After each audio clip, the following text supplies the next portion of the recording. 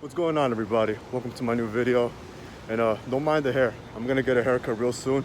But today I want to discuss how you can win the crowd. All right, now that that's taken care of, let me see. Not bad. Now that that's taken care of, let's go back to what we were talking about. The first thing that you gotta try to win the crowd is tell a story, whatever it is. First step, you gotta learn to tell a story. You gotta be very good with telling a story. You gotta make it relatable to your public. Like, let's say, for example, you're in a group of people, right? And you're trying to pitch your message to them. The best way for you to pitch your message is to tell a story. Make it like a story, like share some experiences you've had in the past. So I'm gonna give you an example. When I was a kid and I used to go to church a lot, I used to do the Sunday lecturing. Now, the difference between me and the other lecturers were that when they were doing the lecturing, like whether it's the Old Testament or the New Testament, it was just dull reading. Like, they were just reading off the book. Like, they weren't really into their reading. As for me, like, whatever text I was reading, I would read it like a story. Like, I would immerse myself into that environment. Like, I would really immerse myself into the story. I'm trying to think of an example from the Bible. What was that guy's name? The one that got eaten by the sea monster. Job, I think. I think his name is Job. Just an example, just throwing something out there. Like, when I would read something from the Bible, and I would do the lecture at mass, I would read it as if I was Job, as if I was the one being eaten by Leviathan or the sea monster, whatever its name is in the Bible. That's an example. So when you try to win the crowd, you try to pitch them your idea, try to make it a story, try to tell it like it's a story. I'm going to show you two scenarios of how you can win the crowd, comparing a bored crowd, like just going to church, just sitting down, just listening to the lecture and having a whatever attitude, whereas compared to somebody who's actually immersed into a story and who's telling a story. This is just at the top of my head. All right, so this is lecture number one.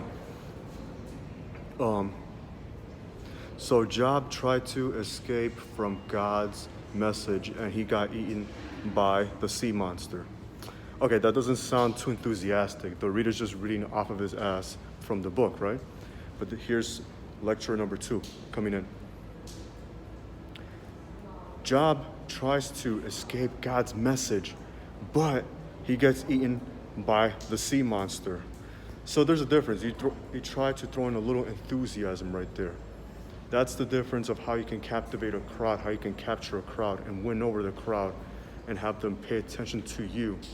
Whereas if you're just reading off of your ass and being dull about it, you're not gonna grab it. You're not even gonna grab a squirrel's attention.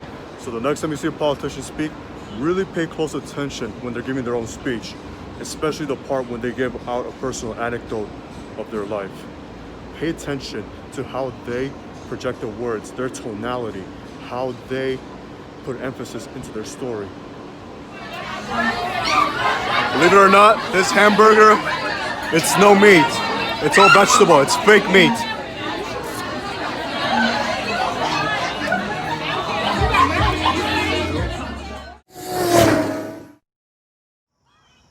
Last but not least, make it about them.